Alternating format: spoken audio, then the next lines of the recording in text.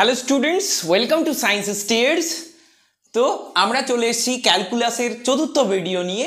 যে ক্যালকুলাসের চতুর্থ ভিডিওতে আমরা পরপর ক্যালকুলাসের সাসপেন্স উদ্ধার করতে করতে করতে করতে এখনো পর্যন্ত এই জায়গায় উপস্থিত হয়েছি। এবার আমরা ক্যালকুলাস সম্বন্ধে যে বিষয় আলোচনা করব, যে বেসিক প্রপার্টিস অফ ক্যালকুলাস, অর্থাৎ ক্যালকুলাসের কিছু বিশেষ চারিত্রিক বৈশিষ্ট্য। কি সেই বৈশিষ্ট্য, সেইগুলো নিয়েই আমরা এবার আলোচনা করব। প্রথমেই আমরা জানলাম যে ডিফারেন্সিয়েশন বা ডিফারেন্সিয়াল ক্যালকুলাসের আমরা এতদিন পর্যন্ত যে কাজগুলো করতে করতে এসেছি, এখানে আমরা কি দেখেছি যে কোনো একটা ফাংশানে একটা বিশেষ রাশির পরিবর্তনে অপর রাশির কি পরিবর্তন হয়, অর্থাৎ rate of change with respect to something, অর্থাৎ কোনো একটা রাশির, সেটাই আমরা জানার চেষ্টা করেছি, তাই তো? এখানেও এক্স্যাক্টলি সেই সেম জিনিস আমরা করার চেষ্টা করছি। তো চলো জেনে নেওয়া যাক properties or basic properties of differentiation. তাহলে ডিফারেন্সিয়েশনের আমরা বেসিক প্রপার্টি, মূলগত বৈশিষ্ট্য আমরা পড়ব। তো চলো নাম্বার 1, 1 নম্বর প্রপার্টিস বলতে আমরা কি বুঝি। দেখো, যখন কোনো একটা ফাংশন এমন থাকবে, let's say y is equal to let's say y is equal to x plus 3, এরকম একটা ফাংশন রয়েছে, ঠিক আছে? তার মানে আমরা বুঝতে পারছি যে এটা অবশ্যই একটা ফাংশনাল রিলেশন। কেন? এখানে x এর একটিমাত্র মানের জন্য y এর একটিমাত্র মান পাওয়া যায়। তার মানে x এর পরিবর্তন হলে y এর পরিবর্তন হবে। x কোথায় রয়েছে? ফার্স্ট টার্মে, অর্থাৎ প্রথম পদে রয়েছে। দ্বিতীয় পদে রয়েছে 3, যেটা একটা ধ্রুবক রাশি, ঠিক আছে? আচ্ছা, এবার দেখো, তুমি স্বাভাবিক নিয়মে একটা জিনিস বোঝার চেষ্টা করো যে x এর পরিবর্তনে y এর পরিবর্তন হবে ঠিকই, কিন্তু x এর পরিবর্তনের কোনো প্রভাব 3 ওপরে কি পড়বে? 3 ওপরে x এর পরিবর্তনের কোনো প্রভাব কি পড়বে? একদমই নয়। কেন? 3 হচ্ছে ধ্রুবক রাশি, 3 কখনোই পরিবর্তন হয় না। এখানে চাইলে x এর মান আমি 1 বসাই, 2 বসাই, 3 বসাই, x এর ভ্যালু যাই বসাই না কেন, ঠিক আছে? আলু বসাই, পেঁয়াজ বসাই, যাই বসাই না কেন, x এর ভ্যালু আমি যাই বসাই না কেন, তাতে 3 কোনো পরিবর্তন হবে না। অর্থাৎ 3 তখনও পর্যন্ত প্লাস রূপে এখানে উপস্থিত থাকবে। অর্থাৎ 3 একটা ধ্রুবক রাশি। আমরা প্রথম আলোচনাতেই কভার করে দিয়েছি ধ্রুবক রাশি কি, তাই তো? তাহলে ধ্রুবক রাশি যদি হয়ে থাকে, তাহলে তার রেট অফ চেঞ্জ আমরা কি করে পাবো? যে ধ্রুবক রাশি হবে তার চেঞ্জ সবসময় কি হবে? 0 হবে। তাহলে আমি যদি এখানে y এর রেট অফ চেঞ্জ x এর সাপেক্ষে বলি, তাহলে x এর সাপেক্ষে y এর রেট অফ চেঞ্জ আমরা বলতে পারবো dy dx, এবং তার একটা নির্দিষ্ট ভ্যালু আমরা পাবো। কি পাবো আমরা এক্ষুনি দেখছি। তো দেখো, তাহলে এখানে আমরা এক্ষেত্রে এই যে dy dx করলে, অর্থাৎ x এর পরিবর্তনে y এর কি পরিবর্তন হচ্ছে এটা যদি আমরা জানতে চাই, তাহলে সেখানে কি হচ্ছে? পরিবর্তনটা x এর হচ্ছে, তাই তো? এবং সেই পরিবর্তনের প্রভাব y এর উপরে পড়ছে। কিন্তু যে রাশি পরিবর্তনই হয় না, অর্থাৎ যার কোনো চেঞ্জ নেই, তার আমরা রেট অফ চেঞ্জ খুঁজে পাবো না। তাহলে তার রেট অফ চেঞ্জ পাবো না, অর্থাৎ রেট অফ চেঞ্জ নেই কথাটা আমরা যদি গাণিতিকভাবে প্রকাশ করি, তাহলে আমরা কি লিখব? 0 লিখব। তার মানে কোনো একটা ধ্রুবক সংখ্যার যদি আমরা রেট অফ চেঞ্জ নির্ণয় করার চেষ্টা করি, তাহলে আমরা কত পাবো? 0 পাবো। তাহলে কোনো একটি ধ্রুবকের যদি আমরা রেট অফ চেঞ্জ জিজ্ঞাসা করি, তাহলে আমরা কি পাবো? তাহলে আমরা পাবো 0। দেখো, সাপোজ y ইকুয়াল টু 3, তাই তো? তাহলে এখানে তো কোনো ভ্যারিয়েবল নেই, y ইকুয়াল টু 3, তাই তো? তাহলে এখন যদি আমি জিজ্ঞাসা করি যে y x এর সাপেক্ষে পরিবর্তন, দেখো এখানে তো xই নেই, তাহলে y এর x এর সাপেক্ষে পরিবর্তন আমরা কি করে পাবো? তাহলে y এর x এর সাপেক্ষে পরিবর্তন আমরা খুঁজে পাবো না, কেননা এখানে x নামক ভ্যারিয়েবলটারই অস্তিত্ব নেই। এখানে যে রাশিটা রয়েছে সেটা একটা কনস্ট্যান্ট, অর্থাৎ ধ্রুবক রাশি।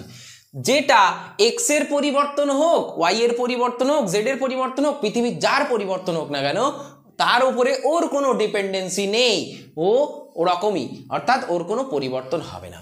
অর্থাৎ রেট অফ চেঞ্জ বলে যে জিনিসটা আমরা পড়ছি সেটা একমাত্র ভ্যারিয়েবলের ক্ষেত্রেই প্রযোজ্য, কনস্ট্যান্টের ক্ষেত্রে প্রযোজ্য নয়। তাই আমরা বলবো কনস্ট্যান্টের রেট অফ চেঞ্জ, ঠিক আছে, যে কোনো কিছু উইথ রেসপেক্ট টু এনিথিং, কনস্ট্যান্টের রেট অফ চেঞ্জ 0। তার মানে rate of change of a constant quantity with respect to anything is 0। তাহলে কি বললাম, rate of change of a constant quantity with respect to anything is always 0, অর্থাৎ কনস্ট্যান্টের কোনো rate of change নেই, অর্থাৎ পরিবর্তন হয় না, ঠিক আছে। আচ্ছা, এবার আমরা জানবো একটি ধ্রুবক এবং একটি চলরাশির গুণফল রূপে যদি একটা ফাংশন অবস্থান করে। সাপোজ একটি ফাংশন হলো 3x two the power n, 3x two the power n, এই রাশিটা এইটা ইকুয়াল টু বলছি আমরা y, তাহলে y ইকুয়াল টু আমি লিখছি 3x two the power n, যেখানে n এনি নাম্বার, যে কোনো নাম্বার হতে পারে, 1 2 3 4 5 6 যা খুশি হতে পারে, কেবলমাত্র 0 হতে পারে না, তার কারণ x টু দি পাওয়ার 0 হয়ে গেলে, x টু দি পাওয়ার 0 হয়ে গেলে এটা কত হয়ে যাবে, 1 হয়ে যাবে, অর্থাৎ y ইকুয়াল টু সেই 3 হয়ে যাবে, তাই তো। তার মানে তখন এই রিলেশনটার অপেক্ষকীয় সম্পর্ক থাকছে না। আচ্ছা, তো চলো দেখে নেওয়া যাক এক্ষেত্রে রেট অফ চেঞ্জ। তাহলে এক্ষেত্রে y এর rate of change with respect two x কি হবে, এটা তোমাদের বলে দিই যে সেক্ষেত্রে রেট অফ চেঞ্জটা কি হবে। সেটা হবে, দেখো, যেটা ধ্রুবক রাশি সেটা অপরিবর্তিতভাবে যেমন ছিল তেমনই থেকে যাবে।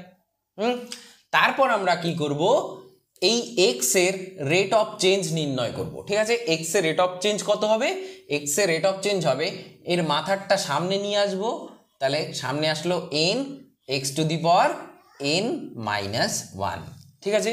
তাহলে এটাই হবে এর রেট অফ চেঞ্জ, এটা তোমাদের মনে রাখতে হবে, তাহলে dy dx অর্থাৎ এই ফাংশনটা রেট অফ চেঞ্জ বিচার যদি আমরা করি তাহলে এটা আমরা করতে পারবো।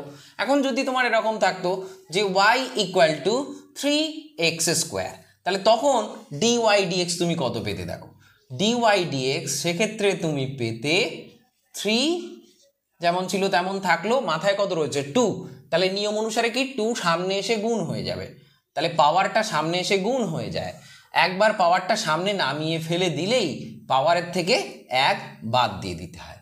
তাহলে যদি দিই তাহলে সেক্ষেত্রে এই dy dxটা আমরা কত পাবো, এক্ষেত্রে আমরা পেলাম dy dx is equal two 3 into 2 কত 6 x to the power 2 minus 1 মানে 1, কিছু লিখলাম না মানেই ওর মাথায় 1 আছে, অর্থাৎ এক্ষেত্রে dy dx ইকুয়াল টু আমরা কত পেলাম, dy dx ইকুয়াল টু আমরা পেলাম 6x, dy dx equal to আমরা কত পেলাম 6x, ঠিক আছে।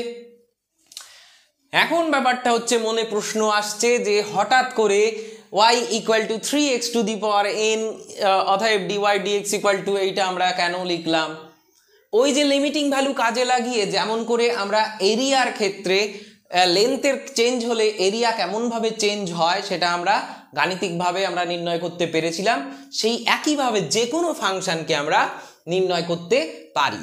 তার জন্য আমাদের একটা সাধারণ নিয়ম তো খুঁজে বার করতে হবে, সেই সাধারণ নিয়ম খুঁজে বার করার জন্য আমরা এইগুলো করছি, ঠিক আছে। যে যদি x to the power n নামক একটা রাশি থাকে, y equal to x to the power n, ঠিক আছে, তাহলে তার ক্ষেত্রে আমরা এটা ডিফারেন্সিয়েশনটা কি করব, তাহলে x to the power n হলে differentiation suppose y equal to x to the power n, তাহলে সেক্ষেত্রে ডিফারেন্সিয়েশনটা কি হবে, ডিফারেন্সিয়েশনটা হবে dy dx is equal to nটা সামনে আসবে x to the power n minus 1, এইটা হবে। দেখো ঠিক এক্স্যাক্টলি আমরা আগে যেমন পেয়েছিলাম a square equal to l square, মানে a equal to l square, এটা আমরা পেয়েছিলাম। এখান থেকে dA dl যখন আমরা নির্ণয় করেছিলাম তখন আমি কি পেয়েছিলাম, দেখো এই 2টা সামনে এলো, তারপর l two the power 2 minus 1, তাহলে ফাইনালি আমি কত পেলাম 2l পেলাম। তাই তো? তাহলে ওই যে ডিটেলস ক্যালকুলেশন আমরা করেছিলাম এর আগের ভিডিওতে, সেখানেও আমরা কি পেয়েছিলাম, DA/DL = 2L, তাই তো?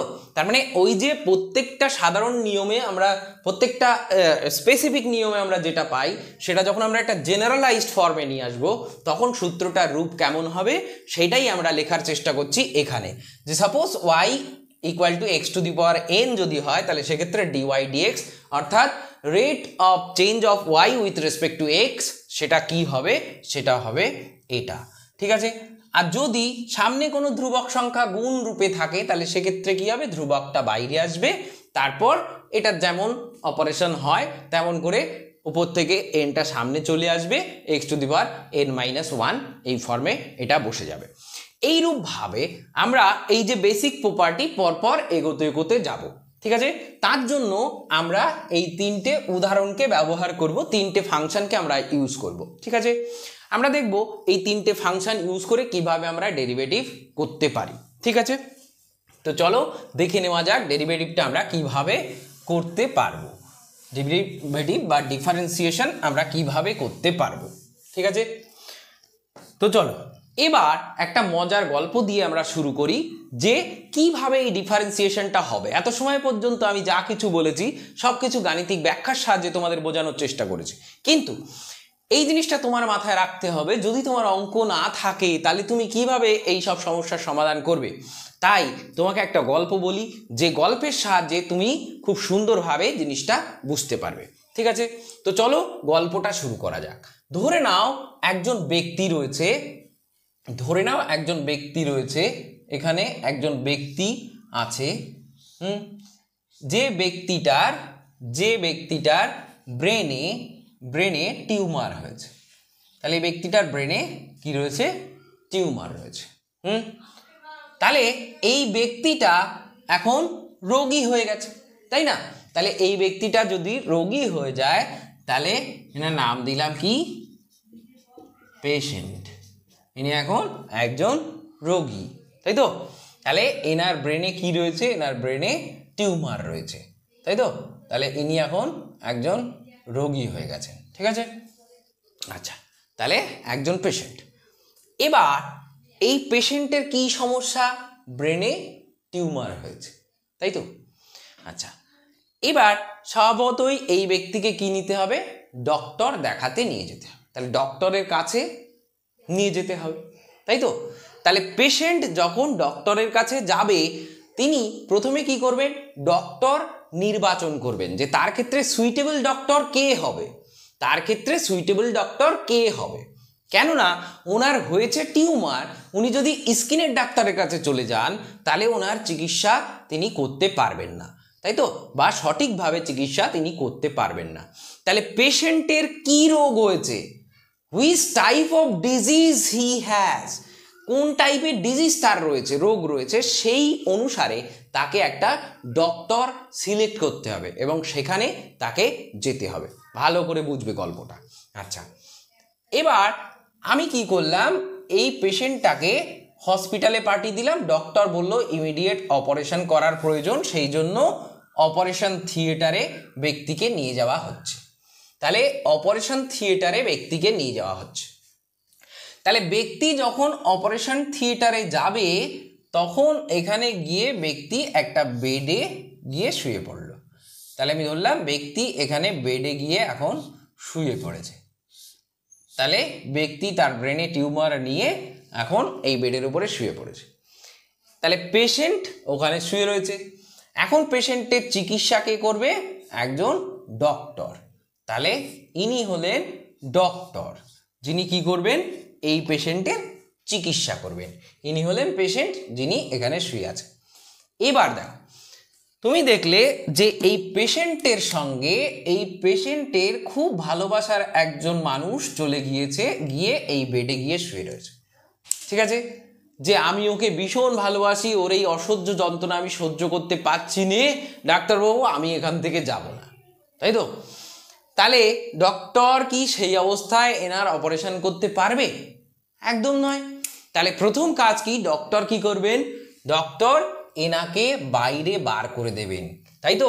কেননা ওনার কোনো রোগ নেই, উনি সুস্থ। তাহলে যার রোগ নেই তাকে ডক্টর ওটি থেকে অর্থাৎ অপারেশন থিয়েটার থেকে বাইরে বার করে দেবেন। বোঝা গেল? বোঝা গেল তো? তাহলে অপারেশন থিয়েটার থেকে তাকে বার করে দেওয়া হলো। অপারেশন থিয়েটারে একমাত্র কে থাকবে? পেশেন্ট থাকবে। তাকে অপারেশন কে করবে? ডক্টর করবে। বোঝা গেল? আচ্ছা, এবার একটা জিনিস ভালো করে বোঝো। Suppose y is equal two 3x² plus 2।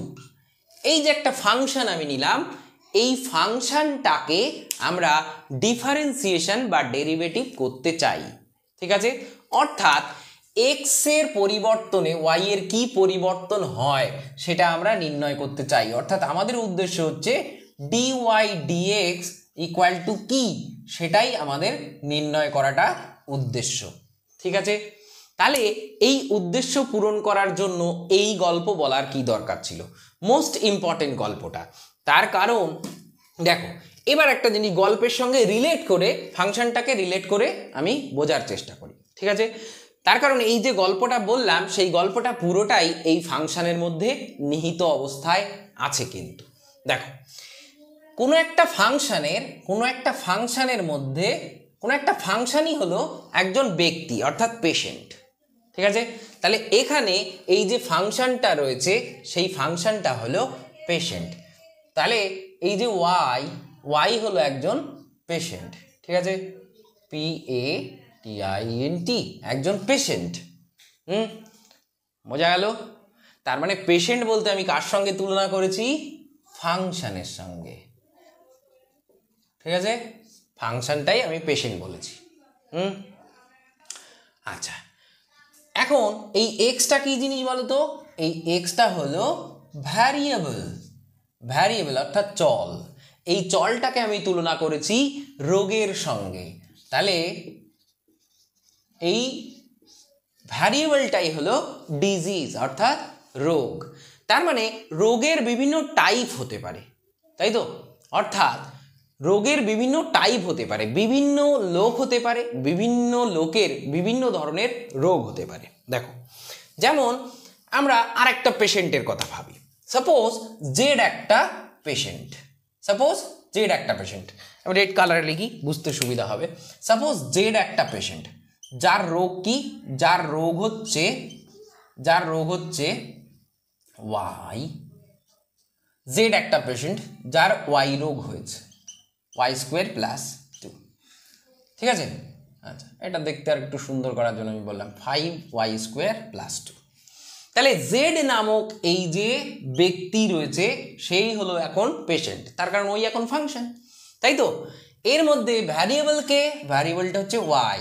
এই ওয়াইটাই এখন আমরা ডিজিজ বা রোগের সঙ্গে তুলনা করতে পারি। তার মানে জেড নামক ব্যক্তির কি রোগ হয়েছে? ওয়াই রোগ হয়েছে। আর ওয়াই নামক ব্যক্তির কি রোগ হয়েছে? এক্স রোগ হয়েছে। ঠিক আছে? এখন এক্স রোগের ডক্টর, যদি আমাদের এক্স রোগের জন্য ডক্টর খুঁজতে হয় তাহলে সে কে হবে? সে হবে ডক্টর এক্স, তাই তো? আর যদি ওয়াই রোগের ডক্টর খুঁজতে হয় তাহলে সেই ডক্টর কি হবে? Doctor y. তাহলে আমাদের ডক্টর ওয়াই এর কাছে যেতে হবে ওয়াই রোগ সারানোর জন্য, ডক্টর এক্স এর কাছে যেতে হবে এক্স রোগ সারার জন্য। ঠিক আছে? তাহলে আমি এখন এই ওয়াই নামক পেশেন্টটার রোগ ভালো করতে চাই। ঠিক আছে? তার মানে আমি ওকে কোন ডক্টরের কাছে নিয়ে যাব? ডক্টর এক্স এর কাছে। ডক্টর এক্স কেমন দেখতে দেখো, ডক্টর এক্স দেখতে এমন, DX, এইটা হচ্ছে ডক্টর এক্স এর চেহারা। তোমার প্রশ্ন আসতে পারে তাহলে ডক্টর ওয়াই কেমন দেখতে? ডক্টর ওয়াই এমন দেখতে, DY, এমন দেখতে ডক্টর ওয়াই। বুঝলাম? তাহলে ডক্টর ওয়াই হলো। তাহলে ডক্টর জেড কেমন দেখতে? DZ, এরকম দেখতে, তাই তো? তাহলে যে কোনো ডক্টর কেমন হবে আমি বুঝে গেলাম। তাহলে দেখো, এখানে রোগ ছিল এক্স, সেই কারণের জন্য আমি বাছাই করেছি ডক্টর এক্স কে। ডক্টর এক্স কেমন দেখতে? DX এমন দেখতে। ঠিক আছে? এইটাকে আমরা এবার ম্যাথমেটিক্যালি অর্থাৎ ক্যালকুলাসের ভাষায় আমরা ডক্টর তো বলতে পারবো না, তাহলে একে কি বলবো? ক্যালকুলাসের ভাষায় একে বলা হয় অপারেটর। ডক্টর কি করে?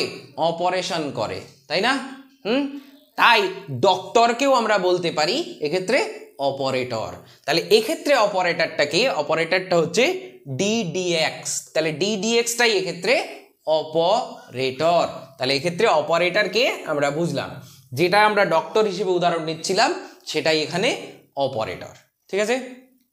আচ্ছা, অপারেন্ট, অপারেন্ট কে? যার অপারেশন করা হবে।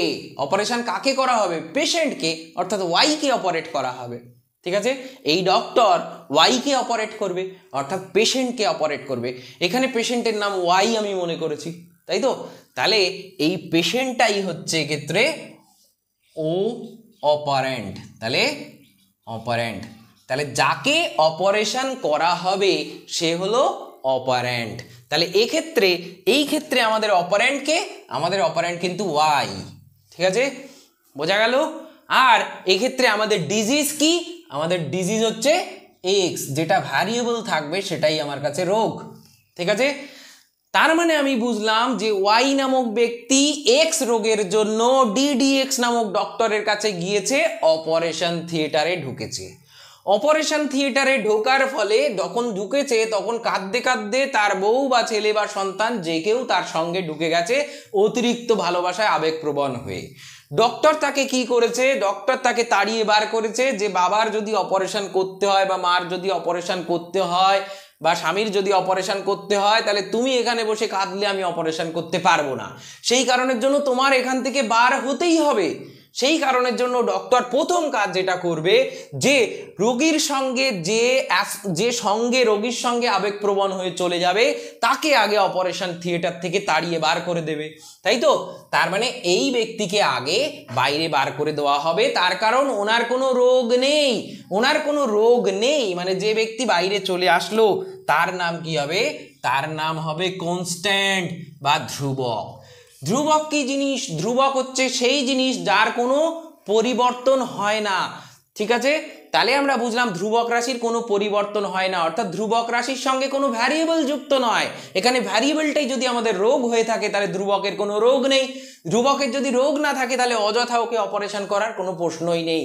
যদি হঠাৎ করে ভুল করে যার মাথায় টিউমার রয়েছে তাকে অপারেশন না করে ভালো মানুষটাকেই ডক্টর অপারেশন করে ফেলে, তাহলে ভালো মানুষটা কি হয়ে যাবে?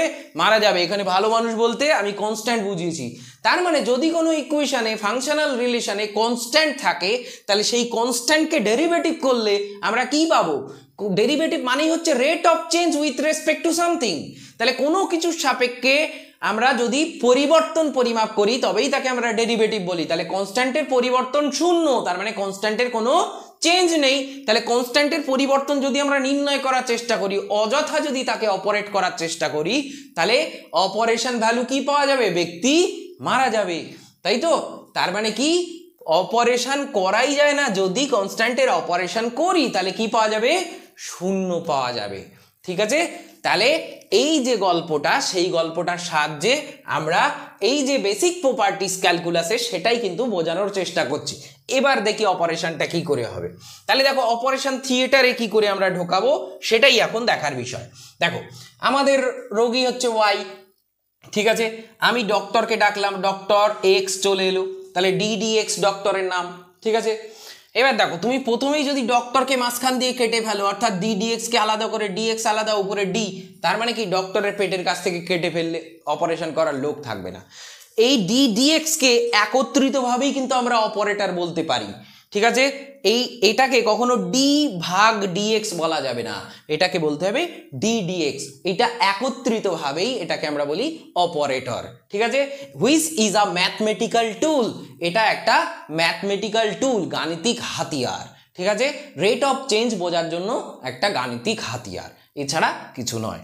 আচ্ছা, তো চলো এবার ডক্টর এলো, রোগীকে এই যে অপারেশন থিয়েটার এর মধ্যে ঢুকিয়ে দিল, কাকে? ওয়াইকে, তাই তো? বোঝা গেল?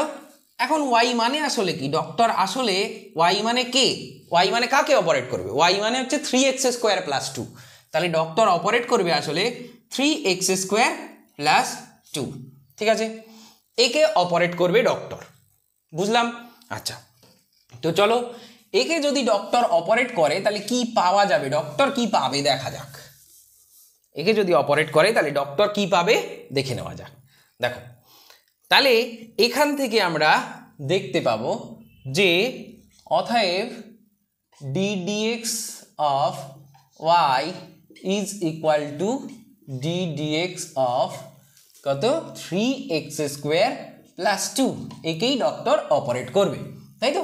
পরের লাইনে গিয়ে আমি কি পাবো dy dx, এটাকে এমনভাবে আমি রেখে দিলাম, ঠিক আছে। ডক্টর এখন অপারেশন করছে। দেখো এখানে ফার্স্ট টার্ম, প্রথমে একটা টার্ম রয়েছে, দ্বিতীয় আর একটা টার্ম রয়েছে, তাহলে ডক্টর দুটো টার্মকেই কিন্তু অপারেট করবে, তাই তো। তাহলে ডক্টর ফার্স্ট টার্মকে কেবিনের মধ্যে নিয়ে নিল, তাহলে এই যে কেবিন, ফার্স্ট টার্মে কে রয়েছে 3x², ওকে কেবিনের মধ্যে ঢুকে দেওয়া হলো, ঠিক আছে। তারপর সেকেন্ড টার্মে যে রয়েছে তাকেও ডক্টর কেবিনের মধ্যে ঢোকাবে, তাহলে কেবিনের মধ্যে ঢুকিয়ে দিল। চলো এবার dy dx is equal two কি পাওয়া যায় দেখি। এই যে ডক্টর রয়েছে সেই ডক্টর দেখলো এক্স নামক রোগ হয়েছে, ডক্টরকে, ডক্টর তো গিয়েছে কে ডক্টর এক্স, ডি ডিএক্স, তাই তো। তার মানে ডক্টর এক্স, তাহলে ডক্টর এক্স গিয়েছে এই 3x² এই রাশিটাকে অপারেট করার জন্য, তাই তো। তাহলে দেখো 3x², তার মানে 3x² এর সঙ্গে গুণ ফর্মে রয়েছে, তার মানে রোগীটা এখানে কিন্তু এক্স, ডিজিজটা হয়েছে এক্স ডিজিজ, 3 ওর সঙ্গে গুণ ফল রূপে রয়েছে। তার মানে ওই যে বলেছিলাম বেডে আর একজন গিয়ে শুয়ে পড়েছে যার কোনো রোগ নেই, অতিরিক্ত ভালোবাসাই তার রোগ, সেই কারণের জন্য সেখানে গিয়ে শুয়ে পড়েছে, তাহলে ওকে তো অবশ্যই বার করতে হবে, তাহলে ডক্টর ওকে তাড়িয়ে বার করে দিল। তাহলে অপারেটর কি করবে, অপারেটর কেবলমাত্র রোগের চিকিৎসা করে, ডক্টর কেবলমাত্র রোগের চিকিৎসা করে, নিরোগ ব্যক্তি যার কোনো রোগই নেই তার চিকিৎসা করার কোনো প্রয়োজন নেই বলেই ডক্টর ওকে বাইরে বার করে দিল। তাহলে 3 বাইরে চলে এলো, এখন আমরা লিখলি ডি ডিএক্স অফ x², এটা লিখলাম প্লাস অফ, এবার এখানে অপারেশনটা কি হবে দেখি, ডি ডিএক্স অফ 2 কেমন ধরনের কোয়ান্টিটি, 2 কি কোনো ভ্যারিয়েবল, অবশ্যই নয়, 2 ইজ আ কনস্ট্যান্ট। তাহলে 2 যেহেতু একটা ধ্রুবক রাশি, ওর তো ডক্টর অপারেট করলেই মারা যাবে, সুস্থ লোকের অপারেশন করলে অকারণে মাথার খুলি যদি খুলে ফেলি তাহলে সে তো মারা যাবে, তাহলে সুস্থ লোকের অপারেশন করা তো দরকারই নেই। তাহলে সুস্থ লোকের অপারেট যদি করা হয়, ভুল করে ডক্টর ওকে অপারেট করেও ফেলে, তাহলে তার ফল পাওয়া যাবে কি 0। তার কারণ ফাংশনের রেট অফ চেঞ্জ নির্ণয় করছি আমরা কারক সাপেক্ষে, তা কারুর সাপেক্ষে যার কোনো পরিবর্তনই নেই তার ক্ষেত্রে পরিবর্তন রেট অফ চেঞ্জ 0, তাই এখানে আমরা লিখব 0, অর্থাৎ কোনো একটা কনস্ট্যান্টের ডেরিভেটিভ অলওয়েজ হয় 0। তাহলে এখান থেকে আমরা কি পাবো দেখি, অতএব dy dx is equal two আমরা পাবো 3। এবার দেখো আমরা একটু আগেই প্রপার্টিজ শিখে আসলাম যে x⁴n থাকলে পাওয়ারটা সামনে চলে আসে গুণ রূপে, তাহলে পাওয়ারটা সামনে চলে এলো, তাহলে অলরেডি 3 আছে, তার সঙ্গে 2 গুণ হয়ে গেল, তারপর পাওয়ার যেটা থাকে সেটা -1, তাহলে x⁴ 2 - 1, তাহলে ফাইনালি আমি কত পেলাম 3 2 6 6, 2 - 1 মানে x⁴1, তাহলে লেখার দরকার নেই, তাহলে dy dx ইকুয়াল টু কত পেলাম 6x পেলাম, অতএব ফাইনালি আমরা পেলাম dy dx is equal two 6x। তাহলে এটাই হলো rate of change of y with respect two x, ঠিক আছে। তাহলে x এর পরিবর্তনে y এর কি পরিবর্তন হয় সেটা আমরা পেলাম 6x, এই পরিমাণ পরিবর্তন হবে। তাহলে এই গাণিতিক হাতিয়ার ব্যবহার করে আমরা দেখতে পেলাম যে ফাংশনটা যদি এই ধরনের একটা ফাংশন থাকে তাহলে তাতে x এর কি পরিবর্তন হলে y এর কি পরিবর্তন হবে, আমরা দেখতে পেলাম পরিবর্তনটা হবে এটা, ঠিক আছে। তাহলে এই যে গল্পটা আমি করলাম সেই গল্পটার থেকে আশা করি তোমাদের ক্লিয়ার হয়েছে যে কিভাবে একটা অপারেটর কোনো একটা ফাংশনকে অপারেট করে, ঠিক আছে, কি নিয়মে ফাংশনটাকে অপারেট করে। এইবার আমরা বিভিন্ন ফাংশন নিয়ে পরপর অপারেট করার চেষ্টা করব, আমরা নেক্সট পার্টে সেটা নিয়ে আলোচনা করব, অপারেট করে আমরা আরও ক্লিয়ারলি ক্যালকুলাস সম্বন্ধে জেনে ফেলব। এরপরে আমি ক্যালকুলাস সম্বন্ধে, ডিফারেন্সিয়াল ক্যালকুলাস সম্বন্ধে যে ভিডিওটা দেব সেটাই হবে ডিফারেন্সিয়াল ক্যালকুলাসের আপাতত শেষ ভিডিও, সেই ভিডিওতেই ডিফারেন্সিয়াল ক্যালকুলাসের সম্বন্ধে পুরোটা আমি আলোচনা করে ফেলব। তাহলে এরপরে আমি একটা বিশেষ ইম্পর্টেন্ট প্রপার্টি নিয়ে আলোচনা করব, যেটা হচ্ছে চেন রুল। চেন রুল, যেটা তোমাদের সমস্ত ফিজিক্সে খুব পরিমাণে কাজে লাগবে, ক্যালকুলাসের ইউজ করে, চেন রুলের ইউজ করে তোমার কিন্তু অনেক ধরনের ক্যালকুলেশন করতে হবে। যেমন গতির সমীকরণের ক্যালকুলেশন তোমার কিন্তু চেন রুল ইউজ করে করতে হবে। তাহলে সেই সমস্ত বিষয় জানতে হলে নেক্সট ভিডিও অবশ্যই তোমাদের দেখতে হবে। তো চলো এইখানেই শেষ করা যাক আজকের গল্প। আশা করি এই গল্পের মাধ্যমে তোমরা ক্যালকুলাসের বেসিক অপারেশন সম্বন্ধে ধারণা পেয়েছো। এখানেও যদি কোনো প্রশ্ন থাকে দ্বিধাবোধ করবে না, আমাকে জানাবে, আমি অবশ্যই তোমাদেরকে কমেন্টে তার উত্তর দেওয়ার চেষ্টা করব। তো ঠিক আছে, ধন্যবাদ, দেখা হচ্ছে পরের ভিডিওতে। আশা করি ভালোভাবে পড়াশোনা করবে। তো এই আশা রেখেই আজকের ভিডিও এই পর্যন্ত শেষ করলাম, দেখা হবে পরেরটাতে। ঠিক আছে, ধন্যবাদ।